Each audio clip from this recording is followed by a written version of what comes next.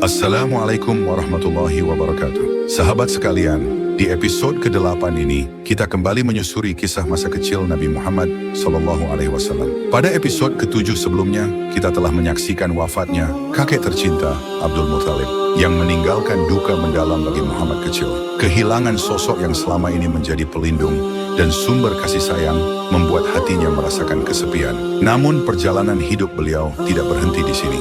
Kini tanggung jawab menjaga dan mendidik Muhammad kecil berpindah ke pamannya, Abu Thalib, sosok yang penuh kasih sayang dan kebijaksanaan. Setelah berpindah ke asuhan pamannya, dunia Muhammad kecil mulai dipenuhi kasih sayang dan perlindungan.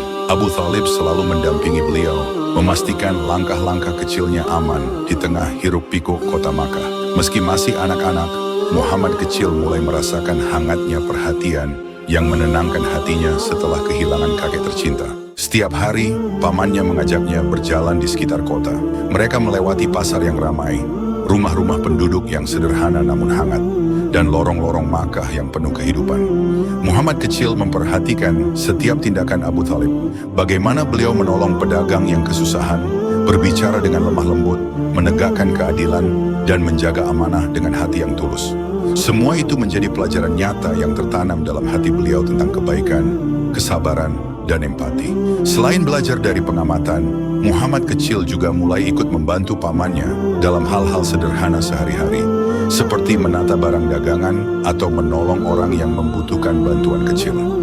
Dari langkah-langkah sederhana itu, beliau belajar bertanggung jawab, rendah hati, dan menghargai setiap makhluk ciptaan Allah. Di tengah kesederhanaan kehidupan sehari-hari, Muhammad kecil mulai menampilkan sifat penyayang, sabar, dan peduli kepada orang lain.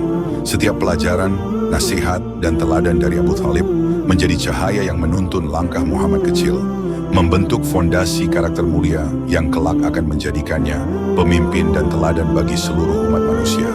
Masa-masa ini, walau sederhana, penuh kasih sayang dan pengalaman yang membekas sepanjang hidup beliau, menjadi awal perjalanan panjang yang penuh keberkahan. Sahabat sekalian, dari kisah ini kita belajar bahwa kasih sayang dan bimbingan dari orang-orang yang peduli bisa menjadi cahaya yang menuntun seorang anak. Di bawah asuhan Abu Thalib, Muhammad kecil tumbuh dengan cinta, perlindungan, dan teladan kebaikan yang tak ternilai. Dan inilah awal perjalanan Muhammad kecil dalam menapaki dunia di bawah panduan pamannya. Apa kisah selanjutnya yang menunggu beliau? Insya Allah akan kita saksikan di episode berikutnya. Jangan lupa like dan komen agar lebih banyak orang bisa merasakan dan mengambil hikmah dari kisah ini. Allahumma sholli ala Sayyidina Muhammad sallallahu alaihi wasallam.